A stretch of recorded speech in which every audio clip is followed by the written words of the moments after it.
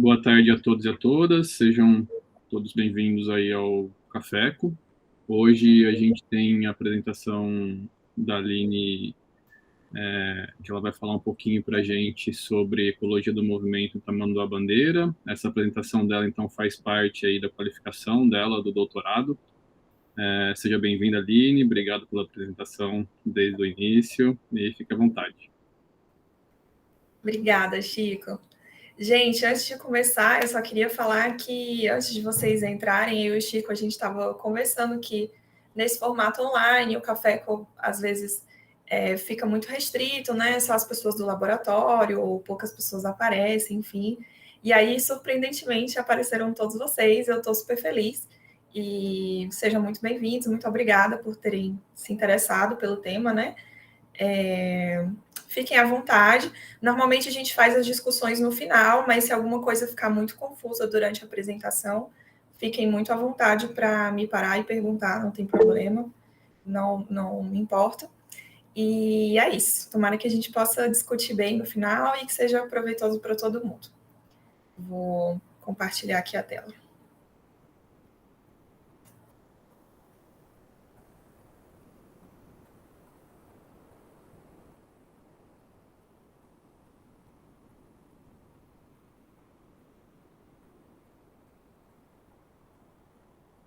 Vocês estão vendo minha tela?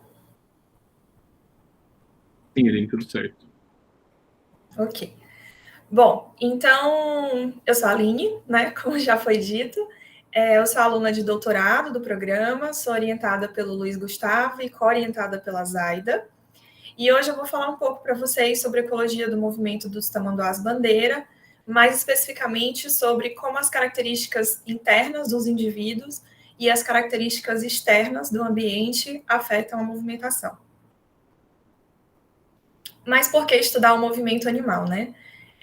Normalmente, quando a gente está falando de animais que se movimentam, esses animais se movimentam em busca de recursos, tá? A gente pode pensar nesses recursos como alimento, como abrigo, como, de repente, um habitat, que é mais interessante para o animal num determinado momento, ou um parceiro para acasalar, tá? Então, essa movimentação, ela vai influenciar muito fortemente a sobrevivência e o fitness, né, a capacidade reprodutiva dos indivíduos.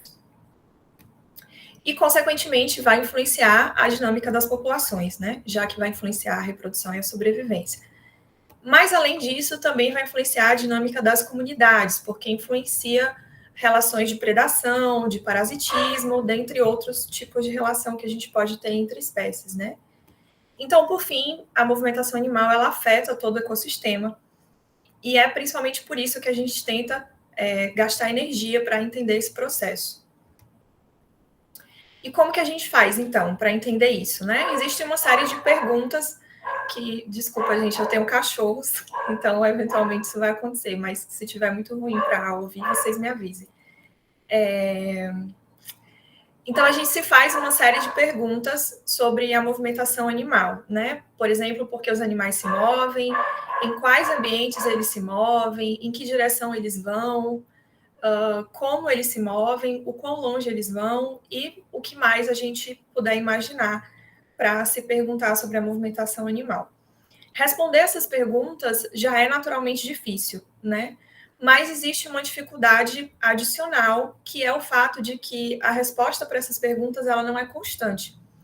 Quando a gente pensa, por exemplo, dentro de uma mesma espécie, a resposta para essas perguntas ela pode variar entre indivíduos, né? Dependendo das características internas dos indivíduos, em determinado momento, a gente vai ter respostas diferentes. E se a gente pensa mesmo na movimentação de um único indivíduo, a resposta para essas perguntas também pode variar no tempo e no espaço. Então, isso torna esse processo um pouco mais difícil de entender. Então, quando a gente olha para a movimentação animal, a gente está olhando para um padrão complexo, que é resultado de muitos processos e que sofre influência de muitos fatores.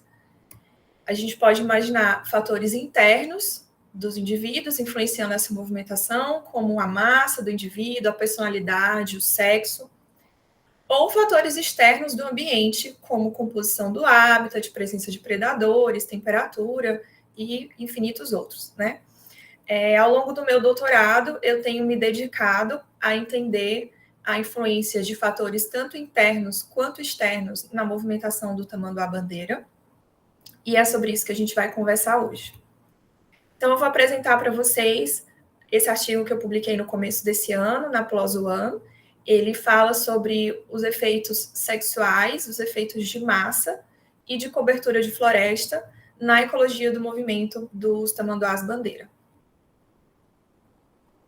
Bom, nas últimas décadas, a ecologia do movimento ela tem avançado muito, principalmente devido aos avanços tecnológicos dos dispositivos de rastreamento, né? A gente tem conseguido ter dispositivos cada vez mais baratos, menores, com baterias cada vez mais duradouras e uma acurácia de rastreamento cada vez maior. Isso tem possibilitado a gente ter cada vez mais detalhe sobre a movimentação animal, né? E aí, cada vez mais a gente consegue rastrear os animais por mais tempo, e isso faz com que a gente tenha um volume de dados cada vez maior também. Para conseguir lidar com esse volume de dados, a gente tem necessitado de avanços estatísticos, né, para lidar com esses dados e conseguir extrair informações de movimento. E um dos principais avanços estatísticos que aconteceram nas últimas décadas é a implementação de modelos de movimentos de tempo contínuo dentro dessas análises. O que acontece? Quando a gente monitora um animal, a gente retira pontos de localização. Esses pontos de localização, eles são pontos discretos no espaço, né? E por muito tempo a gente olhou para a movimentação animal de uma forma discreta. Esses modelos de movimento de tempo contínuo, eles permitem com que a gente passe a olhar para a movimentação animal como um processo contínuo, que é o que de fato ela é, né? E agora a gente consegue, de fato, estabelecer uma sequência de pontos, uma trajetória, e não mais pensar nesses pontos de forma isolada no espaço. Então, isso faz com que a gente tenha estimativas cada vez mais acuradas e mais precisas de como esses animais estão se movendo. A gente tem um avanço muito interessante, muito recente, que é o Autocorrelated Kernel Density Estimator. É um estimador de parâmetros de movimento e de área de vida que utiliza esses modelos de movimento de tempo contínuo. Então, com esse método, a gente consegue calcular o tempo de cruzamento da área de vida, a gente consegue calcular a distância movida por dia, a direcionalidade e o tamanho da área de vida de forma super acurada, porque a gente passa a considerar essa movimentação em tempo contínuo. Mas, apesar de todo esse avanço, os trabalhos que têm saído utilizando esse método, eles têm olhado para essas variáveis de movimentação de forma isolada, olhando para uma de cada vez, né? E a gente acredita que, na verdade, essas variáveis, elas se relacionam entre si, porque elas descrevem o mesmo processo de movimento. Então, é muito provável que elas se influenciem umas às outras, e é necessário a gente olhar para a relação entre essas variáveis de uma forma mais integrativa, para a gente realmente conseguir entender melhor a movimentação animal. Então, falando um pouco sobre a nossa espécie modelo, a gente vai trabalhar com o tamanduá-bandeira. Ele é uma espécie vulnerável, é um animal que já está extinto em partes da sua distribuição original.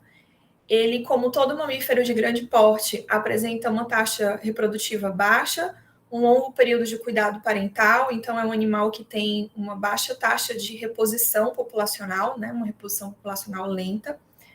É um animal principalmente ameaçado por perda de habitat, por queimadas e por colisão com veículos, tá? É um animal lento, de sono pesado, então, normalmente, quando a mata pega fogo, ele só percebe o fogo quando o fogo já está muito perto, e também por ser lento, é um animal que é constantemente atropelado.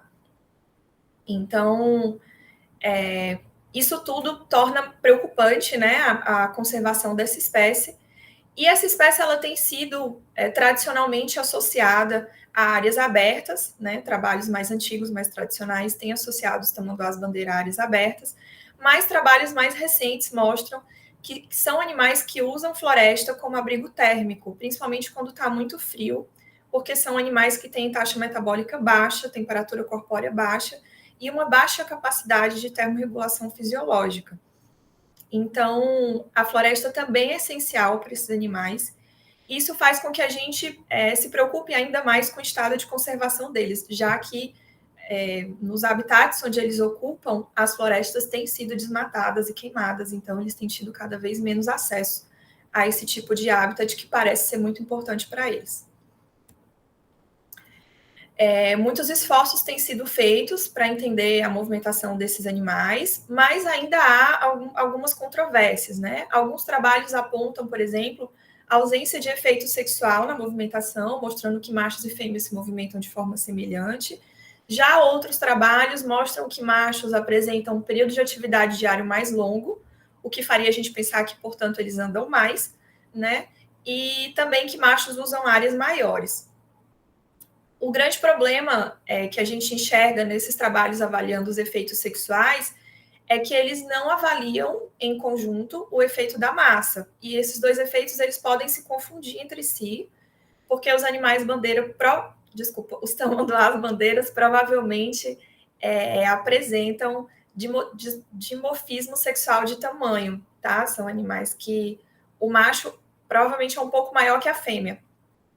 Então, pode ser que o efeito da massa e do sexo se confundam aí, e seria necessário incluir a massa para controlar o efeito do sexo quando analisando esses efeitos sexuais, e esses trabalhos anteriores não fizeram isso.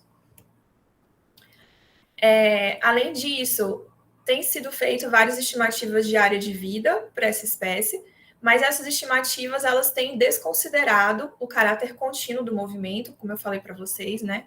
Elas têm se baseado nos pontos de localização de forma discreta, desconsiderando a trajetória de fato, e tem desconsiderado também a natureza autocorrelacionada dos dados de movimento. Os dados de movimento tirados de GPS, principalmente aqueles que têm um regime amostral muito curto, né, pontos muito próximos um do outro, eles têm uma autocorrelação inerente, né, tanto espacial quanto temporal.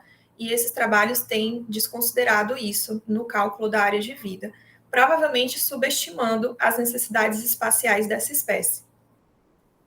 Além disso, a gente já compreende pouco sobre a seleção de florestas no estabelecimento da área de vida, são animais que selecionam florestas para estabelecer sua área de vida, e usam a floresta diferentemente, de acordo com a temperatura, né? Usam mais quando está mais frio, como eu falei para vocês anteriormente. Mas a gente não sabe como que as florestas, enquanto recurso, influenciam as necessidades espaciais dessa espécie ou se influenciam. Então, pensando nisso, o objetivo desse trabalho é avaliar, então, como que fatores intrínsecos, no caso a gente vai avaliar sexo e massa em conjunto, e como que um fator ambiental, no nosso caso, a cobertura florestal, influenciam alguns parâmetros de movimento, o tempo de cruzamento da área de vida, a distância de área movida e a direcionalidade, e o tamanho da área de vida. Falando um pouco sobre as nossas hipóteses, a gente baseou nossas hipóteses em 4 conhecimentos prévios básicos que a gente tem sobre a espécie e sobre o ambiente. O primeiro deles é que essa espécie ela tem um provável sistema social poligínico, que é aquele em que um macho acasala com muitas fêmeas. Então, é provável, então, que os machos eles se movimentem mais, né? Eles possuam uma distância. Deixa eu achar minha seta, tá aqui. Eles possuam uma distância de área movida maior do que as fêmeas. Aqui a gente tem a linha dos machos, tá? E aqui embaixo a linha das fêmeas. E que também apresentem uma área maior como uma estratégia para aumentar as chances de encontrar fêmeas reprodutivas. Além disso, se baseando na necessidade metabólica como um propulsor do movimento, né? Animais maiores, com mais massa, provavelmente precisam comer mais e, portanto, eles explorariam mais o ambiente para poder encontrar comida. Então, em relação à massa corpórea, A gente acredita que animais com massa maior vão ocupar uma área maior para tentar encontrar mais comida e que eles também vão fazer um uso mais intensivo do espaço. Esse uso mais intensivo do espaço, ele é caracterizado por uma distância de área movida mais alta, né? O animal se movimenta mais, só que ele se movimenta mais de forma menos direcional, então seria um animal que passa a ocupar mais o espaço, né? Ocupar mais as partes do espaço. E como ele se movimenta de forma menos direcional e usa o espaço muito intensivamente, ele vai demorar mais tempo para cruzar a sua área de vida. Além disso, a gente pode pensar na estrutura tridimensional das florestas como um obstáculo à movimentação, né? A floresta possui árvores, enfim, não é tão simples andar pela floresta. Então, é provável que, com o aumento da proporção de floresta, os animais diminuam a sua direcionalidade, diminuam a sua distância movida e aumentem o tempo de cruzamento da área de vida, simplesmente porque a floresta apresenta obstáculos à movimentação. E a gente pode pensar também na floresta como um recurso, né, um recurso de abrigo térmico, e, portanto, quanto maior a proporção de floresta nesses ambientes fragmentados que esses indivíduos estão, menor vai ser o tamanho da área, tá? Essa é uma relação muito tradicional em ecologia do movimento, os animais reduzirem a área conforme a qualidade do habitat. Então, quanto mais de um recurso existe disponível dentro daquela área, menos área o animal se vê obrigado a usar. Então, vamos para a nossa área de estudo. A gente monitorou 2 populações, uma na Estação Ecológica de Santa Bárbara, no estado de São Paulo, e outra na Fazenda Baía das Pedras, no estado de Mato Grosso do Sul. Tá? Em ambos os casos, a gente tem um clima tropical e a gente tem uma vegetação em mosaico, composta por áreas abertas, né? Áreas sem vegetação ou com vegetação muito baixa, e áreas florestais, né? Que vocês podem ver aqui em verde mais escura. Aqui a gente tem uma paisagem que parece mais organizada, né? Porque é uma paisagem que contém muita plantação de eucalipto, então ela tem esse aspecto mais quadradinho assim, mas da mesma forma a gente tem áreas abertas aqui, áreas florestais, e aqui a gente tem uma paisagem mais natural, que é a paisagem do Pantanal da Nicolândia, que também tem áreas sem floresta e fragmentos de floresta espalhados. Como a gente estava interessado no efeito da floresta, a gente resumiu, né, sumarizou esses mapas em áreas florestais e não florestais.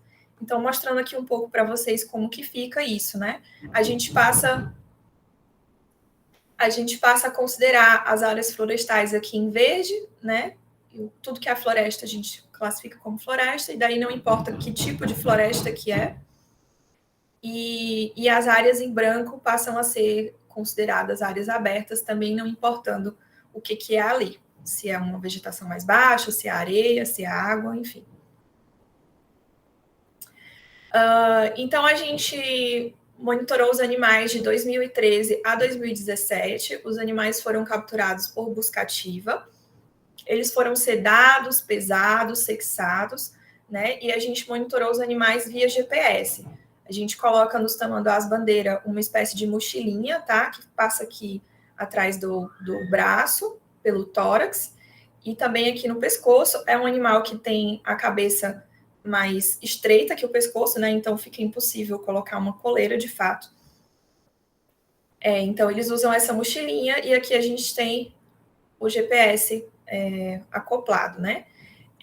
Esses GPS eles foram eles foram programados para monitorar os animais a cada 20, 30, 60 ou 70 minutos, dependendo do animal, tá? Então houve uma variação aí.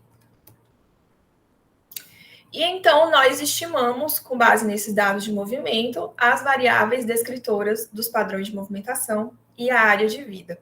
Para fazer isso, a gente utilizou o AKDE 95% com o pacote CTMM do R. O primeiro passo do AKDE é fazer uma análise do variograma da semivariância da posição em função do tempo. O que é isso? A gente tenta olhar como que a posição do indivíduo varia em função do tempo, com base na posição inicial que ele estava, tá? Então, se a gente olha para um time lag maior, né, de 6 meses aqui, a gente consegue ver que essa semivariância, ela cresce no início, tá? A gente imagina uma posição inicial do animal, comecei a monitorar, ele vai explorar o espaço, então ele vai ficar cada vez mais longe daquela posição inicial que ele estava, né? E aí essa variância vai crescendo. À medida que o tempo passa, é como se o animal atingisse um platô de distância de movimentação, tá? Não é que ele parou de se movimentar, mas a distância que ele percorre em relação ao ponto inicial, ela vai se tornando cada vez mais constante em torno de um valor aqui que se estabelece, né? Então, isso indica para a gente que esse é um animal residente, ele possui uma área de vida, tá? Se essa curva continuasse crescendo para todo sempre, eu teria um animal que não possui uma área de vida estabelecida, né? Que vai sempre aumentando a sua área de vida. Então, a gente já consegue ver aqui que a gente está falando de um indivíduo residente. Esse é um semivariograma de um dos bichos que a gente monitorou, tá? É um resultado, mas eu coloquei aqui para vocês entenderem um pouco melhor os métodos. E aqui, se a gente olhar para um time lag menor, né, de 5 horas, as primeiras 5 horas de movimentação do indivíduo, a gente consegue ver essa reta ascendente, né, que é um indicativo para a gente de que esse animal ele apresenta uma persistência direcional, tá? E vai falar um pouco para a gente sobre a direcionalidade dessa movimentação. Então, a gente olha esse semivariograma, primeiro para checar se a gente está falando do indivíduo residente, porque só é possível calcular a área de vida com esse método se a gente estiver falando de um indivíduo residente, e também para analisar um pouco a autocorrelação dos dados, tá? Em relação à velocidade, à posição e ao tempo. Depois disso, a gente ajusta diferentes modelos de movimentação, aqueles modelos de tempo contínuo que eu falei para vocês, aos dados, usando a máxima verossimilhança, e escolhe o modelo que melhor se ajusta, usando o AIC. Aqui eu estou mostrando em vermelho para vocês o modelo de movimentação que se ajustou ao variograma desse bicho, tá? Aqui a gente tem essa faixa de intervalo de confiança, a gente pode ver que é um modelo que se ajusta muito bem, né? E a partir desse modelo, a gente consegue calcular parâmetros de movimentação que descrevem a autocorrelação dos dados. Então, a gente calcula... Opa, foi mal. A gente calcula o tempo de cruzamento da área de vida, a distância de área movida e a direcionalidade. Mas como que isso descreve a autocorrelação? O tempo de cruzamento da área de vida, ele é um indicativo, né? É uma forma de mensurar o tempo de autocorrelação espacial dos dados. A gente considera, na ecologia do movimento, duas posições de um mesmo animal espacialmente independentes quando, entre uma posição e outra, a gente oferece para o animal a possibilidade de ocupar qualquer lugar da área de vida dele, tá?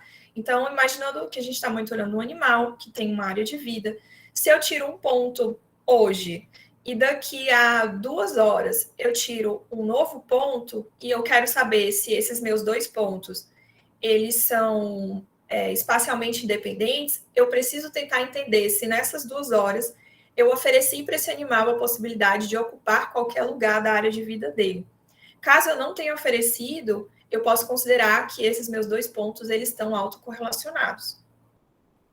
Então, essa é uma medida importante, tá? Porque esse tempo vai indicar para a gente o tempo de independência espacial dos dados. E a direcionalidade, ela é, na verdade, medida como o tempo Deixa eu ver qual palavra que eu escolho. O tempo que o animal leva executando uma persistência direcional, tá? Então, a gente tem uma autocorrelação na direção também. A direcionalidade é medida como o tempo em que existe autocorrelação de direção. A partir desse tempo, eu posso considerar que a direção que o animal assume é completamente independente da direção do ponto anterior. Por fim, depois que a gente estima essas variáveis descritoras do movimento, a gente consegue estimar a área de vida com base no modelo de movimento selecionado e controlando, então, a estrutura de autocorrelação dos dados que a gente conseguiu mensurar com essas variáveis que eu expliquei para vocês. Aqui tem um plot, né, de como que, da área de vida desse bicho que eu estou mostrando. Em vermelho, a gente tem os pontos de localização do bicho. A gente consegue ver aqui essas áreas em azul escuro, são as áreas de maior densidade de probabilidade de ocorrência, porque o kernel, ele ainda é um método de probabilidade de densidade de ocorrência, né? Então, ele ainda faz isso, apesar de agora estar sendo baseado em modelo de movimentação. E a gente tem aqui uma coisa muito interessante desse método, que é um tanto inovadora, que é o intervalo de confiança, né? Ele me dá aqui em preto a linha média, né? A área média da estimativa da área de vida, e em cinza ele me dá um intervalo de confiança. Eu fiz um kernel 95, então eu pedi o 95% do intervalo de confiança, né? E aí ele está me dando aqui, que é um valor que eu também vou usar nas análises. Esse método, por se basear nos modelos de movimento e não mais nos dados em si, ele apresenta uma baixa sensibilidade ao volume de dados. Então, ele me permite comparar áreas de vidas de animais monitorados durante períodos muito diferentes e em regimes amostrais diferentes também, já que ele vai calcular a área com base no modelo de movimento. Depois de calcular a área, a gente estimou a proporção de floresta no interior da área de vida de cada animal. A gente fez isso usando o pacote raster. Então, como eu falei para vocês, a gente sumarizou a paisagem, né, em áreas florestais e não florestais. E aí a gente estimou a área de vida e calculou dentro da área de vida de cada bicho, né, imaginando que esses aqui são os pontos de localização e essa aqui é a área de vida. A gente calculou aqui dentro qual que era a proporção de floresta. Fizemos isso para cada animal. Então, bom, a gente tem essas variáveis de movimento e a gente está tentando entender como que o sexo e massa, enquanto variáveis intrínsecas, influenciam essas variáveis de movimento e como que a proporção de floresta influencia essas variáveis de movimento, né?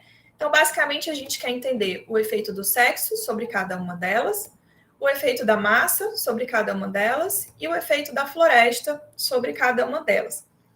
O que já parece complicado por si só. Mas não esqueçam que a gente está tentando estabelecer aqui uma abordagem integrativa em que a gente considera os efeitos entre as variáveis. Então, a gente pode ter o sexo influenciando a massa, como eu falei para vocês, a gente pode estar falando de uma espécie que tem dimorfismo sexual de tamanho. Então, se a gente tiver o sexo influenciando a massa, a gente pode ter também uma série de efeitos interativos de sexo e massa, em que a massa influencia na magnitude do efeito do sexo e o sexo influencia na magnitude e direção do efeito da massa. E a gente precisa considerar também a relação entre as variáveis de movimento, né? Como eu falei, elas podem e provavelmente se influenciam entre si, porque são variáveis descrevendo o mesmo processo de movimentação. Então, a gente precisava de uma análise que considerasse todos esses fatores ao mesmo tempo e que estimasse todos esses efeitos, né? Ou que pelo menos testasse eles. Para isso, a gente usou a modelagem de equações estruturais mistas com o pacote Piecewise e SEM do R. Tá? Essa modelagem ela combina aspectos de regressão múltipla e análise fatorial para estimar simultaneamente uma série de relações de dependência. Então, eu consigo incluir no modelo diversas variáveis, diversas equações, e uma mesma variável pode ser resposta de uma equação e variável explanatória em outra, que é exatamente o que a gente tem aqui, tá? Por exemplo, uma variável influenciando a área de vida, mas também sendo influenciada por muitos outros fatores. Então, essa análise, ela me permite avaliar mecanismos complexos, né, através da decomposição de efeitos, analisando, então, o caminho das relações. Além disso, ela me permite contar com uma estrutura hierárquica dos dados, então a gente tem indivíduos aninhados dentro de lugares, já que a gente tem uma parte dos nossos dados no Pantanal e outra parte dos nossos dados em São Paulo. E ela permite contar também com a incerteza associada a cada estimativa. o que para a gente é muito interessante, porque a gente consegue incorporar o intervalo de confiança das estimativas das variáveis de movimento dentro do modelo. Então, para isso, eu usei uma estrutura de erro autorregressiva que pesa a contribuição de cada valor pelo inverso da sua variância. Então, valores com uma variância muito alta contribuíram menos para o modelo final, porque a gente tem pouca confiança sobre a estimativa dele, né? Vamos para o resultado, então. De uma forma mais geral, né? A gente monitorou 6 animais em São Paulo, 3 machos e 3 fêmeas, e a gente monitorou 13 animais no Pantanal, 8 machos e 5 fêmeas. Em São Paulo, os animais pesaram de 22 a 37 quilos, no Pantanal eles pesaram de 24 a 39, todos animais adultos, tá? E tem uma variação de massa interessante que permite a gente analisar o efeito da massa, né, já que está variando bastante. Em São Paulo, os animais foram monitorados por uma média de 90 dias e no Mato Grosso do Sul, numa média de 371 dias, pouco mais de um ano cada bicho. A nossa estimativa média do tempo de cruzamento da área de vida foi de 2 dias, tá? Um pouco mais de 2 dias. A distância movida diária foi de 8 quilômetros em média. A direcionalidade, que como eu falei para vocês, é o tempo de persistência na direção, foi medido em minutos. E ela foi em média um pouco menos que 14 minutos. E a área de vida, que foi medida em quilômetros quadrados, foi em média 8,9 quilômetros quadrados, com uma certa variação aqui. Em São Paulo, os animais apresentaram, dentro das suas áreas de vida, de 42% a 88% de floresta, que é bastante, né? A gente pode ver que tem mais áreas florestais aqui, e a área de vida dos animais geralmente estão alocadas dentro dessas áreas florestais. E no Mato Grosso do Sul, a gente teve uma proporção de florestas que variou de 16% a 52% entre indivíduos no interior da área de vida deles. Bom, esse é o resultado da nossa análise de equações estruturais. A gente tem tracejado os efeitos que foram testados, mas que não foram significativos. Nessa setinha mais cheia, a gente tem os efeitos significativos e aqui o coeficiente de regressão desses efeitos, né? Aqui a gente tem efeitos interativos, que eu falei para vocês que a gente testaria, eles deram significativos em alguns casos, né? Então, aqui a gente tem o sexo influenciando no efeito da massa. Então, por exemplo, esse coeficiente, ele é um valor para machos e outro valor para fêmeas, tá? O coeficiente dessa relação. Então, eu não vou me demorar muito nessa figura, ela é bastante complexa de explicar e a gente tem um tempo limitado. Eu vou mostrar o resultado de uma forma mais orgânica para vocês no próximo slide. Mas eu só queria mostrar com essa figura que a gente fez uma escolha muito feliz de análise, né? Porque, de fato, a gente possui aqui uma relação complexa de interações, né? De efeitos diretos, indiretos, interativos, que a gente precisava considerar. Se a gente tivesse feito uma análise que não considere essas possibilidades de efeitos todas, provavelmente a gente perderia uma parte da história ou entenderia de forma errada o que está acontecendo. Então, só para ilustrar aqui, a gente tem o efeito do sexo interagindo com a massa, influenciando a distância movida, que por sua vez influencia a direcionalidade, que por sua vez influencia o tamanho da área de vida. Então, esse efeito do sexo interativo com a massa, ele, na verdade, chega até a área de vida, mas não de uma forma direcional, né? Ele chega por meio desse caminho de relações que se influenciam. Então, aqui são os mesmos resultados, né? Dessa vez eu estou mostrando já o efeito total entre as variáveis, já fazendo todos os cálculos de efeitos diretos, indiretos e interativos. Então, a gente tem aqui machos e fêmeas respondendo diferentemente em relação à massa corpórea, né? O efeito da massa, em machos e fêmeas acontece de forma diferente para todas essas variáveis de movimento. No caso da direcionalidade, da distância de área movida e do tempo de cruzamento da área de vida, a gente pode ver que são efeitos opostos, né? Enquanto, aqui, por exemplo, enquanto machos têm um coeficiente negativo, fêmeas têm um coeficiente positivo, e vice-versa, né? Em alguns casos, aqui, por exemplo, é o contrário. E no caso do tamanho da área de vida, os dois apresentam coeficiente positivo, mas a gente tem fêmeas aumentando a sua área de vida muito mais fortemente com o aumento da massa do que machos. Em relação à proporção de floresta, a gente não tem efeito da proporção de floresta no tempo de cruzamento da área de vida ou na distância de área movida, mas a gente tem a proporção de floresta reduzindo a direcionalidade, né, com o aumento da proporção, e reduzindo também o tamanho da área, tanto para machos quanto para fêmeas nesse caso. Então, entrando já nas discussões, as nossas estimativas de tamanho de área de vida e distância movida diária, elas foram, em média, bem maiores do que as que têm sido providas por estudos anteriores, né? Um provável motivo pelo qual isso aconteceu é que os estudos anteriores estavam, como eu já falei para vocês, desconsiderando a estrutura autocorrelacionada dos dados.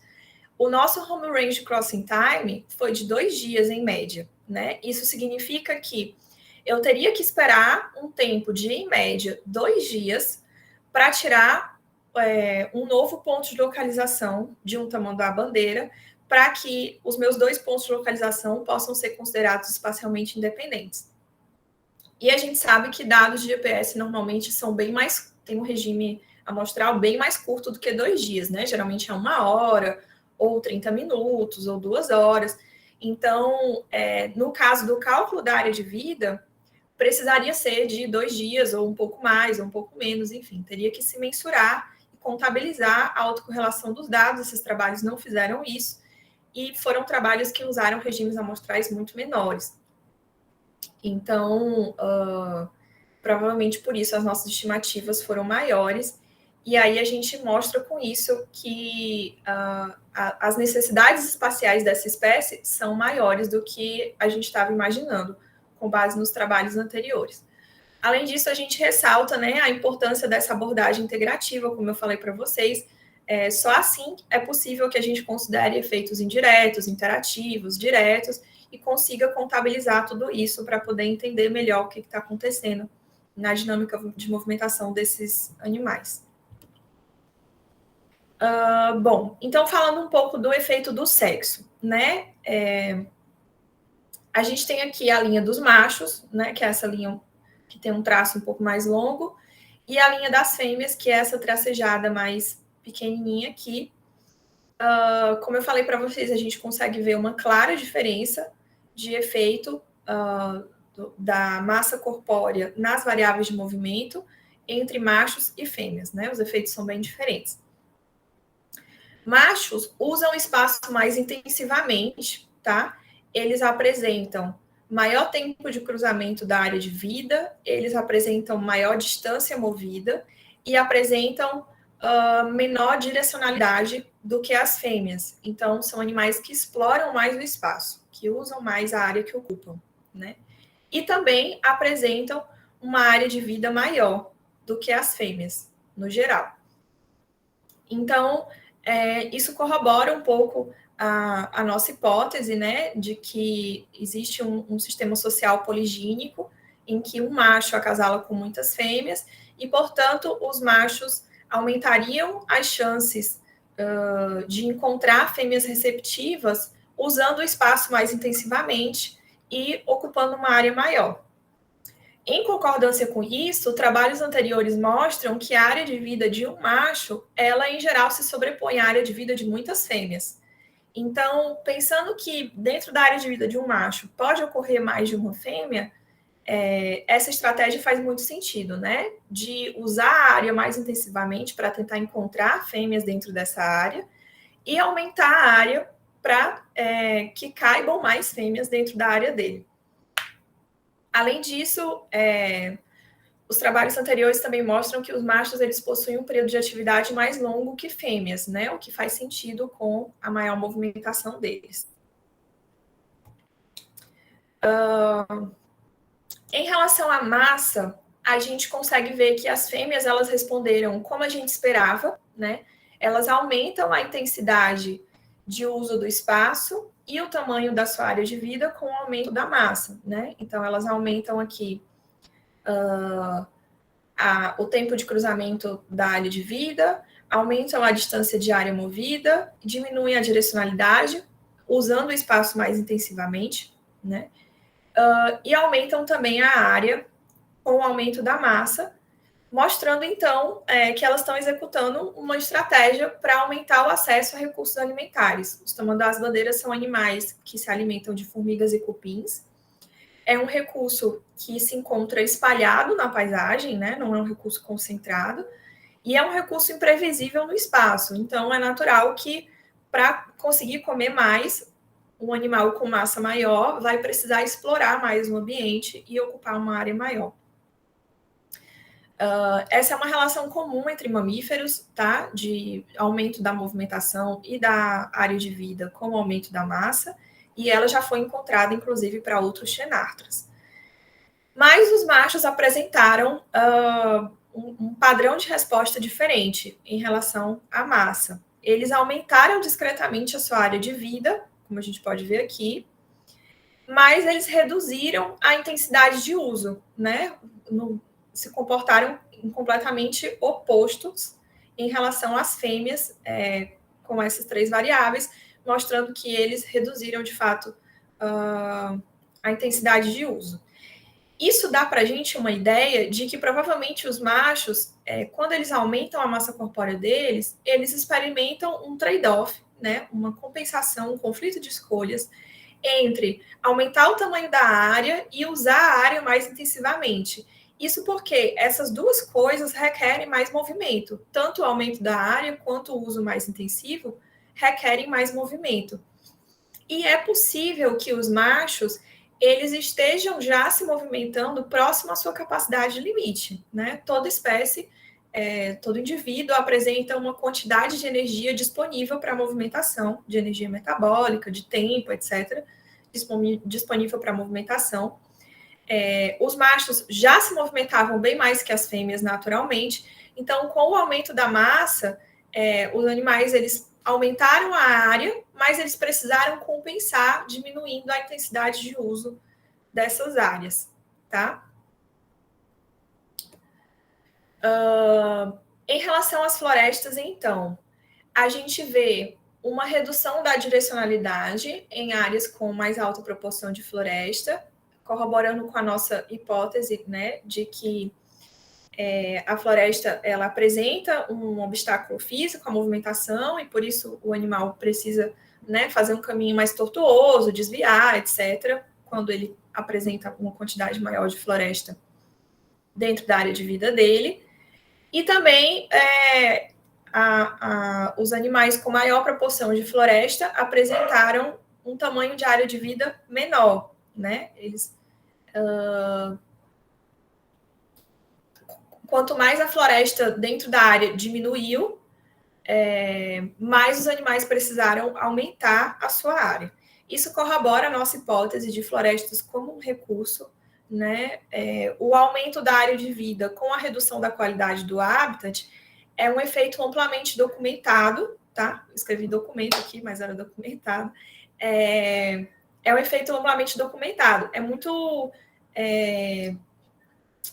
comum que a gente encontre esse efeito na natureza, né? Se a gente imaginar que o animal ele se movimenta para buscar um recurso e esse recurso ele está escasso no espaço, é natural que o animal passe a se movimentar mais. Então, e ocupar áreas maiores para tentar encontrar esse recurso. Então, pensando na floresta como um recurso, se o animal tiver muita quantidade de floresta dentro da área de vida dele, ele consegue usar uma área menor. Se ele tiver pouca quantidade de floresta dentro da sua área de vida, ele vai ter que usar uma área maior para poder procurar fragmentos de floresta dentro dessa área. Então, concluindo, as mensagens mais importantes que a gente traz com esse trabalho é que as necessidades espaciais dos tamanduás-bandeira, elas são maiores do que a gente imaginava. Machos e fêmeas possuem diferentes estratégias de movimentação.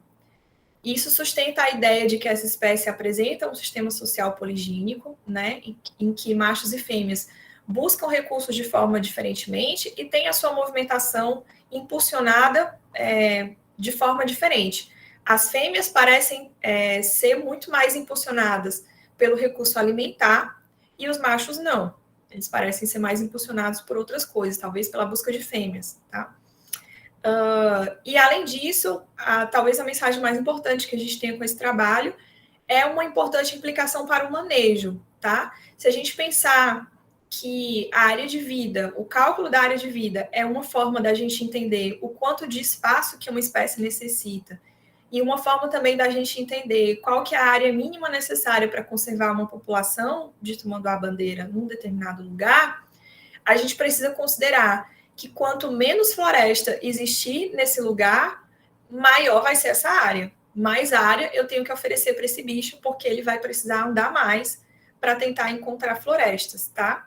E aí a gente tem uma preocupação maior em relação aos tamanduás-bandeira, porque, como eu falei, são animais vulneráveis, eles precisam das florestas. A gente está vendo aqui que eles vão ocupar áreas cada vez maiores se as florestas forem sendo retiradas do ambiente em que eles vivem, né? E quanto maior a área que eles ocupam, mais vulneráveis eles ficam a atropelamentos, por exemplo, a encontros agonísticos com outras espécies e uma série de outras ameaças, né? Então, é um animal que precisa da preservação das florestas.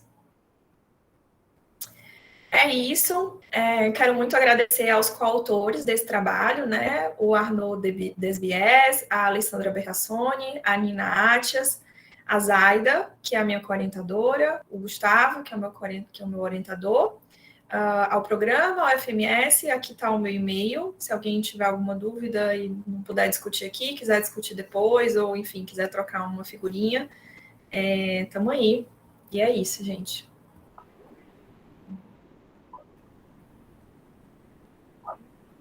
Muito obrigado, Aline. Parabéns pela apresentação. Excelente. Pessoal, se alguém tiver alguma dúvida, alguma sugestão, algum comentário, agora a gente tem um tempinho para isso. Fique à vontade.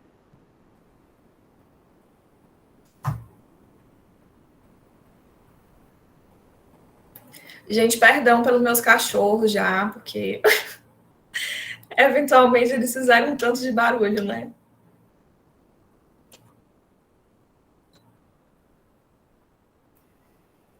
Oi, galera. Bom, eu não tenho dúvidas, né? Porque eu já conheço o estudo, mas eu gostaria de parabenizar a Aline, porque agora estava pensando, né? Não só você é excelente em todos os passos da pesquisa, né? Só que agora estou lembrando, você fez toda essa pesquisa durante a pandemia, nos momentos mais difíceis, né? Desde o delineamento, análise, escrita, tudo, sabe? Muito bom mesmo, inclusive o jeito que você tende a apresentar sempre tão didático, né, que faz o negócio complexo da estatística mais simples para a gente entender. Eu acho que foi excelente e parabéns, muito, muito bom. Gostei muito. Obrigada, meu bem, obrigada.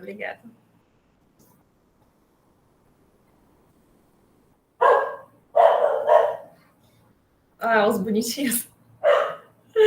Gente, é foda. Meus cachorros, eles ficam de boa, assim, a manhã inteira, mas de tarde é o horário de atividade deles. De manhã eles só dormem, de tarde eles fazem bastante barulho.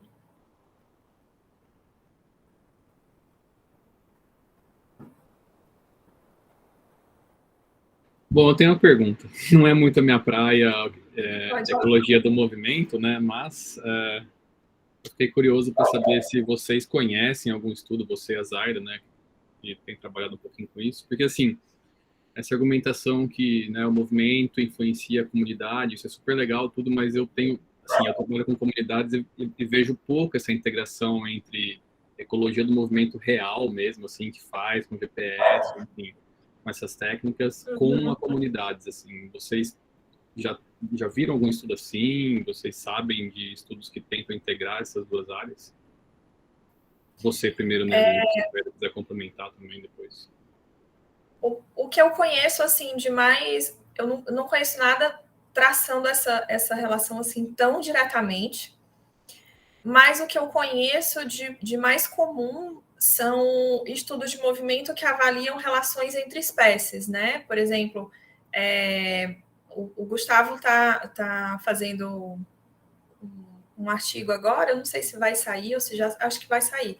É um artigo dele que ele fez no pós-doc, que é analisando relações de parasitismo e como que essas relações afetam a mortalidade de uma espécie de cervídeo. Então, ele usa os dados de movimentação para ver como que o parasita passa de um bicho para o outro, né? E aí, com isso, ele consegue ver mais ou menos como que a doença está sendo transmitida e por que determinados animais morrem com mais frequência numa dada época do ano, porque as populações ficam mais juntinhas, e em outras eles ficam mais separados, então morrem menos. E aí, se eu não me engano, tem uma outra espécie que entra na jogada, assim, parece que tem uma outra espécie que afeta essa relação, né? Que quando está junto, a transmissão é menor, então tem um pouco disso, assim, mas não é uma coisa assim tão clara, sabe? Uma relação tão clara, é mais difícil. Essa integração acho que é realmente complicada, e ela tá para ser feita, mas acho que ninguém ainda tentou juntar as pecinhas, né? Bora fazer, Chico. Bem que eu gostaria. Você conhece, Zaida? Eu estava lembrando da pesquisa do Gustavo, né? Acho que era o lobo. O lobo, pela predação, né? Ele fazia com que o cervo e o outro animal, não me lembro como se chama em português, o reno, né? É o reno mesmo? Eu não sei como se fala. O outro animal, eles não entrar em contato, né? Então, pelo fato de o predador estar presente, eles entram menos em contato, então tem menos mortalidade do animal que não estava adaptado àquela parasita.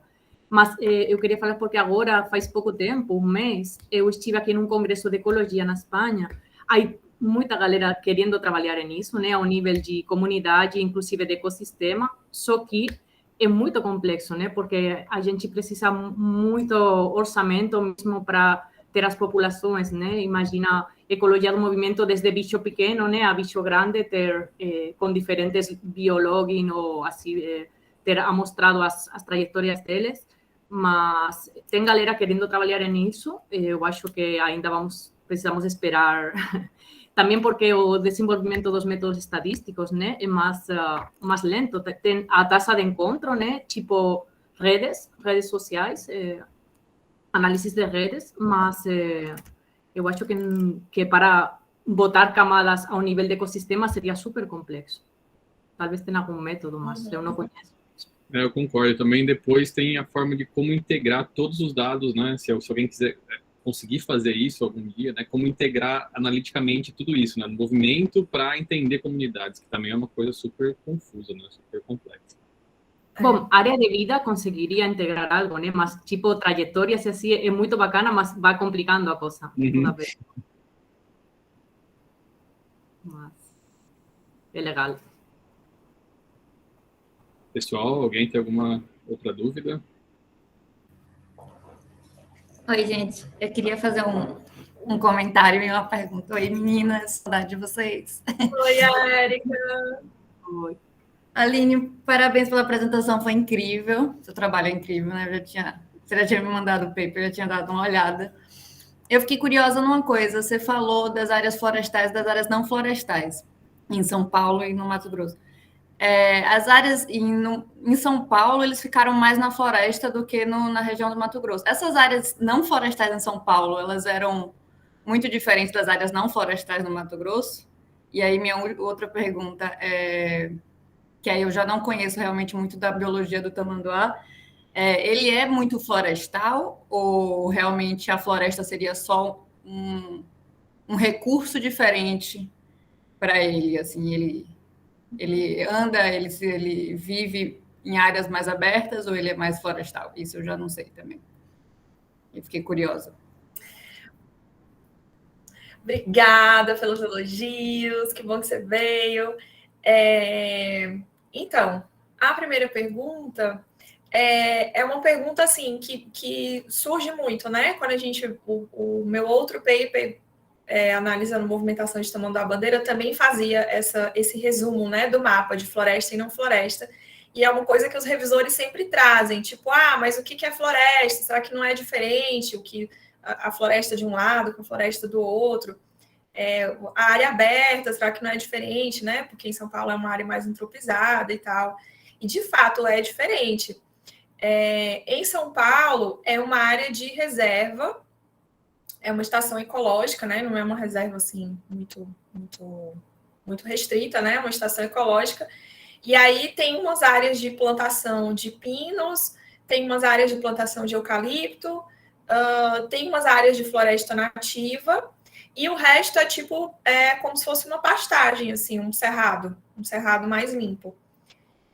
E no Pantanal a gente tem aquele ambiente do Pantanal, né? Tem um cerrado bem limpo, um cerrado um pouco mais sujo, um cerradão e umas cordilheiras de floresta. Então, de fato, é bem diferente. Por isso que a gente viu a importância também de alinhar os indivíduos dentro dos lugares para não diminuir um pouco esse efeito, né? Mas, de fato, a gente pensou em resumir essas paisagens em floresta e não floresta, pensando que a gente queria entender um pouco desse efeito da floresta enquanto buffer térmico, sabe? O efeito a floresta como recurso térmico. E aí funcionaria mais ou menos parecido uma cordilheira do Pantanal, porque as duas têm essa capacidade de fazer essa suavização da variação da temperatura, né? E a segunda pergunta, qual que era mesmo? Eu esqueci. Se eles eram muito florestais ou eles eram de área aberta também. Érica.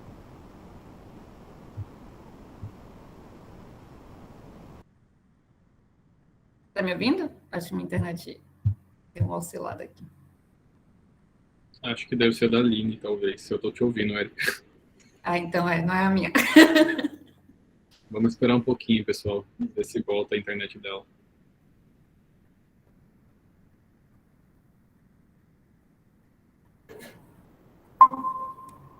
Gente, perdão, a internet deu um pau, mas parece que voltou.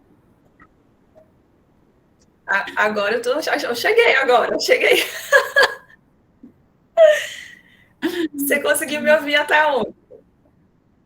Não, eu consegui ouvir tudo. Eu estava te falando que a segunda pergunta era que eu perguntei mais sobre a biologia dos tamanduás, se eles eram mais florestais ou se eles também eram mais de área aberta ou não. Lembrei. Essa é uma coisa que a gente também se pergunta, assim, não é tão fácil de responder. As pessoas que estudam esse bicho no campo, elas costumam falar que é muito mais comum de ver o tamanduá-bandeira em área aberta. Mas, assim, é mais comum a gente ver qualquer bicho em área aberta porque a gente anda mais na área aberta e porque a área aberta funciona melhor para a gente ver os bichos, né? Então, quando a gente vai estudar, por exemplo, quando eu fiz a análise de uso de habitat, a gente viu que eles usam muito a floresta nos dias muito frios e nos dias mais quentes, que eles têm maior período de atividade, eles usam menos. Então, a gente está achando que esses bichos eles tendem a usar a floresta mais para descanso e tendem a usar a área aberta mais para atividade, mas não é algo que a gente consegue afirmar ainda. Legal, porque eu fiquei pensando exatamente nessa questão da área aberta, ou da área florestal e não florestal, e como se, quando você falou da floresta como recurso, eu fiquei me perguntando se eles também, né, eles andam muito pela área aberta, como a floresta como recurso teria um efeito diferente se essa área não florestal fosse diferentes áreas, com diferentes disponibilidades de recursos, então, para eles. Então, talvez esse efeito da floresta seja diferente se a floresta for considerada assim como recurso e eles também usarem muito as áreas abertas, mas se eles usarem mais a floresta, esse efeito já muda, né? E se for a floresta, não só como recurso, mas como a questão da temperatura que você falou, aí também o efeito já é outro, né? Dependendo dessas áreas não florestais. Exatamente. A gente sabe que eles também se alimentam nas florestas, assim, eles já foram vistos se alimentando nas florestas por alguns pesquisadores no campo, e a gente tem registro de GPS também do animal se movimentando na floresta, assim, não é como se ele entrasse e fosse dormir direto, mas dá essa impressão que eles usam a floresta mais para descanso e a área aberta mais para comer.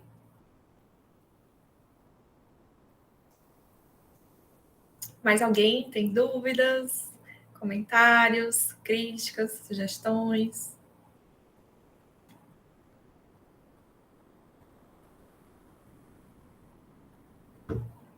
Essa questão de área aberta e área florestada você pretende investigar na sua tese? Para entender melhor se ele está usando, de que forma que ele está usando essas áreas? Sim. A minha tese, ela, na verdade, bom, a gente tem planos, né? Planos de tese. O meu plano de tese era conseguir usar esses parâmetros de movimentação que eu tenho extraído, né, ao longo do mestrado, do doutorado, para conseguir simular a movimentação de uma população de tamanduás-bandeira, fazendo um tamagotchi de tamanduá, quase que assim.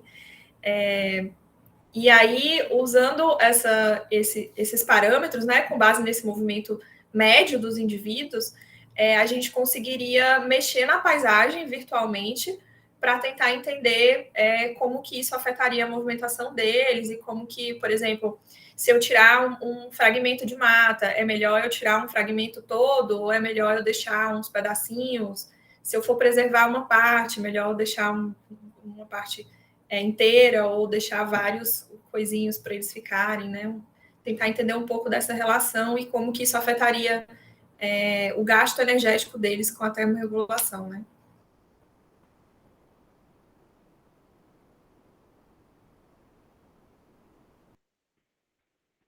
Obrigado, Aline. Alguém mais, pessoal?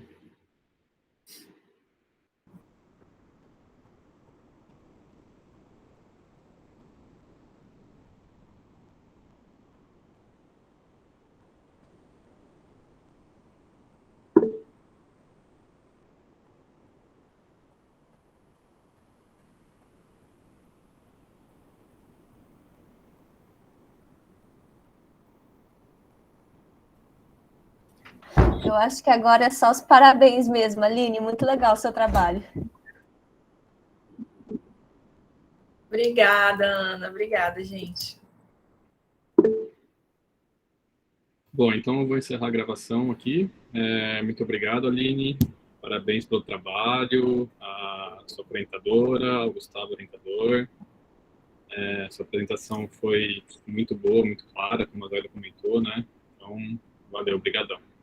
E obrigado, pessoal, pela presença. O Cafeco, em geral, é divulgado aí no e-mail da pós-graduação, né? Então, sempre que puderem, compareçam, tá? Valeu, então é isso. Obrigado. Imagina, obrigada, gente. Obrigada a todo mundo que veio. E é isso. Beijos. Parabéns.